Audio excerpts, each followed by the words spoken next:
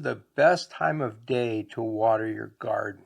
There's lots of information online and some of it's contradictory. So in this video, I'm going to sort through this business of when you should water. Some people say that you shouldn't water at night. The plants stay too wet and that encourages fungal diseases. Is that really correct? I mean, after work is probably the most convenient time for most people. Others say you should water first thing in the morning. It's nice and cool. There's very little evaporation. Most of the irrigation water ends up in the soil, which will benefit your plants. Is that a good time? But just a minute. If it's cool and the plants are cool, doesn't that mean you get less evaporation, which means the plants are wetter, which leads to fungal diseases? Lots of people agree you shouldn't water in the middle of the day, something I'll call noon. It's really hot. A lot of the water evaporates before it gets into the soil. Water evaporating seems to keep down fungal diseases, so isn't that the best time to water? I'm going to have a look at all of that in this video and give you a really good understanding about what's really going on.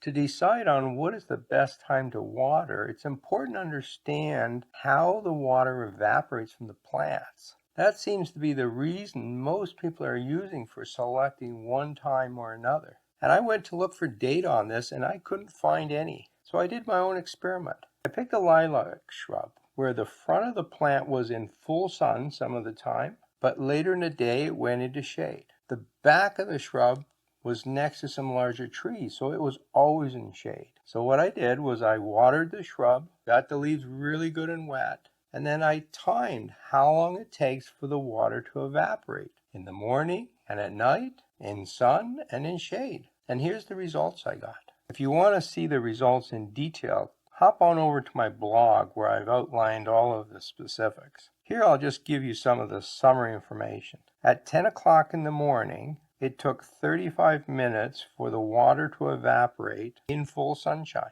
On the shady side of the shrub, it took 70 minutes. In the evening, around 8 o'clock, both the front and back of the shrub were in shade. The front took 50 minutes to evaporate, and the back took 65 minutes to evaporate. It's clear from this that the sun does warm up those leaves and warms up the water sitting on those leaves, and that speeds up the evaporation. In fact, in sun, water evaporates about twice as fast when the sun is shining on it than it does in shade. But if you have a look at these numbers, you'll see that they're all about the same time. I mean, the difference from the fast evaporation to the slow evaporation was about 30 minutes. Is that really enough to make such a big difference? Remember that there are other factors involved in water evaporation. Wind, for instance. If you have a windy condition, water evaporates faster. If you have high humidity, water evaporates slower. The results from this experiment tell me one thing. There's not a lot of variation based on how much sun the plant is getting and what time of day you evaporate. Can that 30 minutes really be so significant that one case will give you fungal diseases and the other won't? Let's have a closer look at fungal diseases. Now, for some reason, gardeners think that when something is wet, fungus grows. Now, maybe that's because in the kitchen, if you have a wet, rotten tomato, fungus grows on it. If you have something dry, you tend to see less fungus. But that doesn't mean the same thing happens in the garden. Remember, fungal diseases are caused by thousands of different species of fungus. And they're all different. So let's have a look at a few specific ones that you're probably familiar with. What about powdery mildew?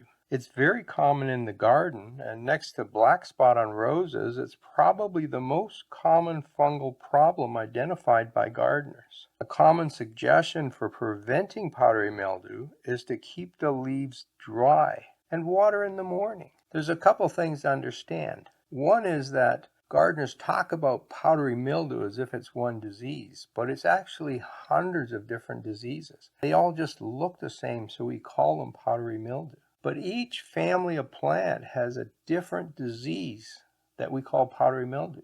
So the powdery mildew on your roses will not infect your lilacs and vice versa. They're two different diseases. What most gardeners don't know is that powdery mildew, which is spread by spores, actually germinates and infects plants when it's dry. In fact, in some species, the spores are actually killed off by water. So if you want to prevent powdery mildew, you actually want to keep your plants wet, not dry.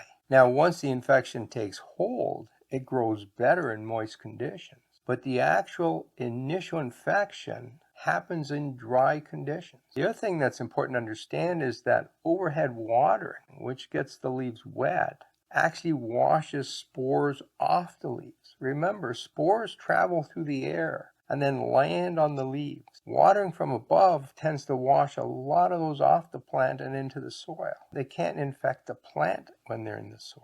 So overhead watering actually reduces fungal infection. What about downy mildew? This is a similar type of infection that usually shows up as yellow spots in the leaves. And it's quite a common problem on plants like cucumbers and melons. This fungus also travels by spores, but those spores only germinate in moist conditions when the humidity is high enough. Water helps it infect the plants. Now that spore needs anywhere from 8 to 12 hours to complete that infection cycle. Now let's go back to my experiment where the leaves stayed wet for an extra 30 minutes. How will that affect a process that takes at least 8 hours? Well, it probably has very little impact. It's just too short of a time frame. If our leaves are drying in less than an hour, it's not going to contribute to the infection of downy mildew. What about black spot on roses? So that's also very common, and you're probably familiar with it.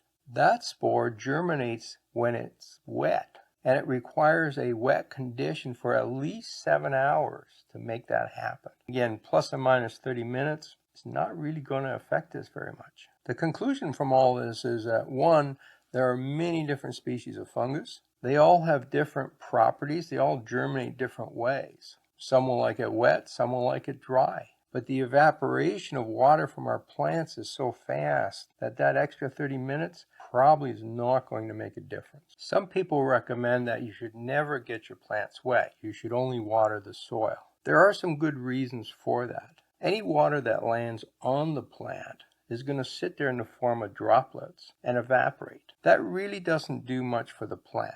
A plant can absorb some water through the leaves, but it's a very small amount. So most of that water sitting on the wet plant is lost to the air. If you get all the water into the soil, you end up giving the plant a better drink. On the other hand, there are some benefits to watering above.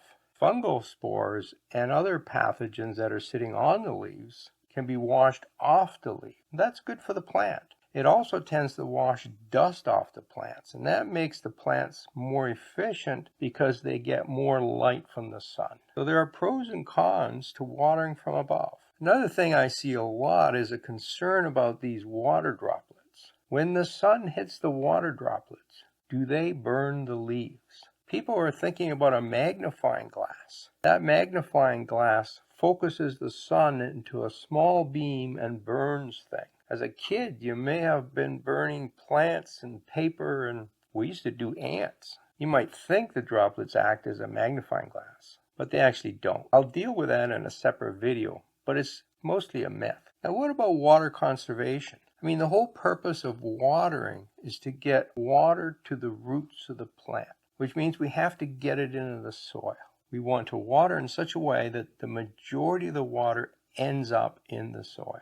Drip irrigation is better than doing it by hand or using one of these wands that go back and forth because there's less water sprayed into the air and more gets into the soil.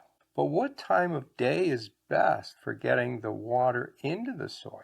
Well, some people say morning is best because it's cool out, and so there's less evaporation. That may be true, but remember, if you're out in the morning, the sun's coming up, and in an hour or two, it gets hot, and the soil starts drying right away. Noon is probably the worst time because it's the hottest time of the day, and there's lots of evaporation and lots of sun. So evening might be best. In evening, you put the water on the soil, and it has time to really soak into that soil well. So from a water conservation point of view, evening may be best. All right, by now you're probably a bit confused. When should you water? Well, the common advice of watering first thing in the morning doesn't really have much scientific support or even logic support. As far as fungal diseases go, I don't think it matters when you water. From a water conservation point of view, evening is probably the best. But if you're worried about diseases